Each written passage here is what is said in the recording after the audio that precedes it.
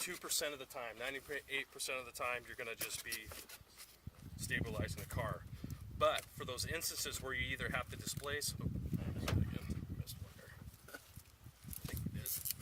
got to get down the sides here.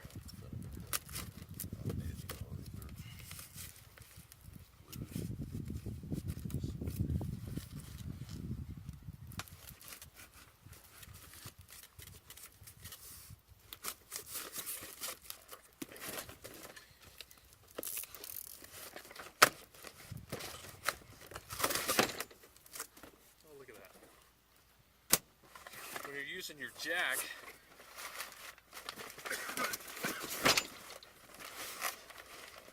man, they really pack these things now.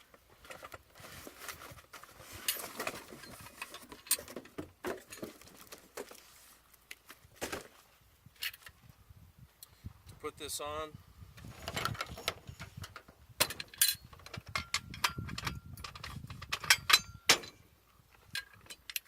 this jack, you have 12 inches of throw, and you'll notice you got numbers here. It goes 12, 11, 10, 9 to let you know I'm almost maxed out on the length.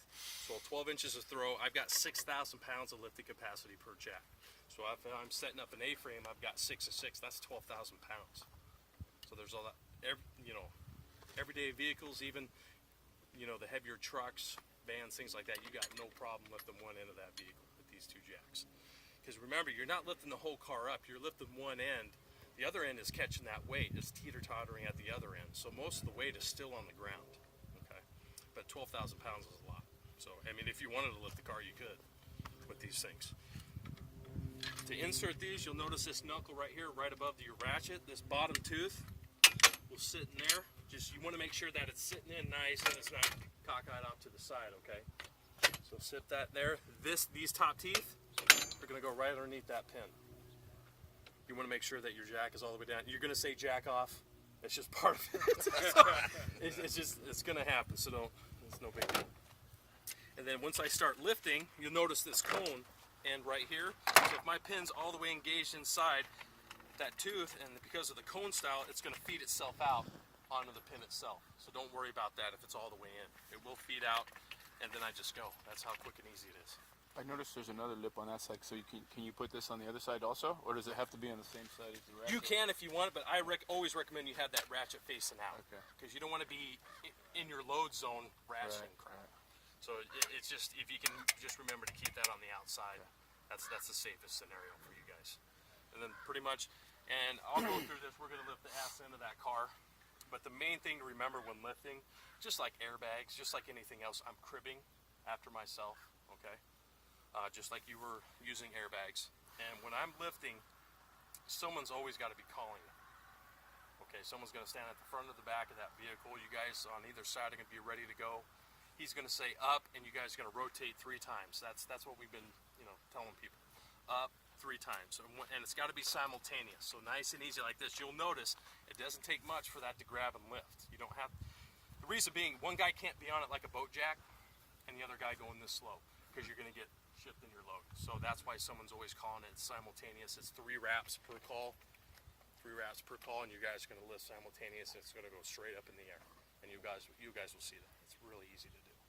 Okay. Any questions on any part of the system? That's just lifting this. Yeah, you're lifting the inside bar. It's going up.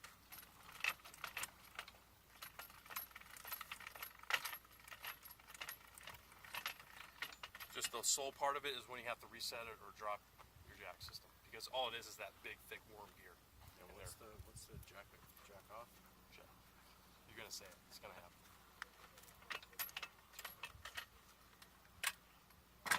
So any questions? And you notice these are big ass pins. These are about 20,000 pound pins. So you don't worry about these. Okay, you're not gonna do anything to these. At a 2 to 1. When you get your jack highest position, you want to secure with another pin inside? You can take, if you want to take that jack off, you can use that second pin to set your bar. You can get the jack off of there. Or even with the jack on, would you want to put another pin in there? You could, just to get the load off the jack system itself. Yeah, if you know you're gonna be at that point, high point for a while, just pin it, and then you'll know. I got my thick pin in there, and it's not just on my jack system itself. Okay. The good news about this, because it is a worm gear and a gear up here where the handle turns, it just all catches and goes. If something were to happen inside, like one of the connection pins break or something like that, because of the worm gear, it's just going to stay put. It's not going to unravel on you. So have that sense of, okay, even if something were to happen in here, it's just going to stay put. Then you're going to have to come in with another bar, take the pressure off, or put airbags under it just to get that bar out of there if that's the case with the jack system. But usually you're going to get, if you, for some reason, you don't recognize it and you're trying to lift against yourself, something's holding that weight down, what's going to happen first before anything in here is the gear up here that's connected to that big ass worm gear, you're just going to it's going to flatten out. Okay, so it's just going to like skip. That's going to happen before anything busts. Okay, and then you'll know, I overloaded my jack system. But that very rarely happens. The only time I've had it done is when we're at the big rig class in Beck and Clark. They do every year. And we were lifting pretty much a cement truck with 4 bars, or 2 of these bars, the engine compartment, and we found out that engine compartment, because it was a single frame connected to the load. I mean, we were lifting like 30,000 pounds, and then that gear just kind of, the blades just bent in a little bit, and that's all that happened. So it was just skipping, but it stayed put. That's the main thing to remember. So you can't or we get the call. I'm not going to say the fire department. I don't want to embarrass anybody. Yeah, we were trying to lift the light pole, but it was still bolted to the ground. And so they bent their gears because they were just on it.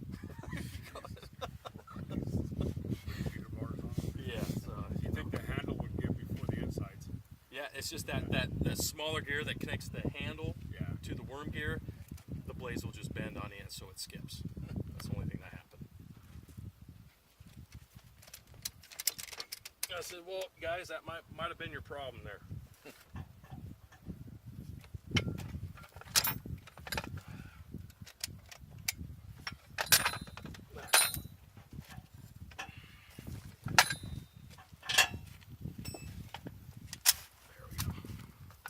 When you store these up,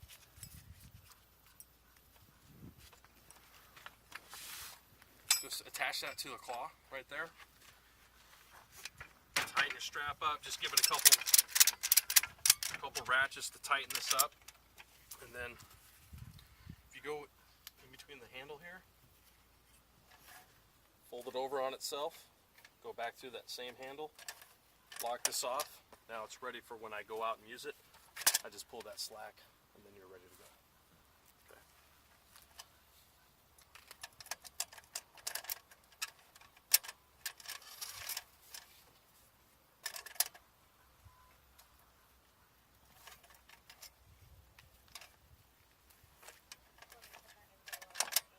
And that's it.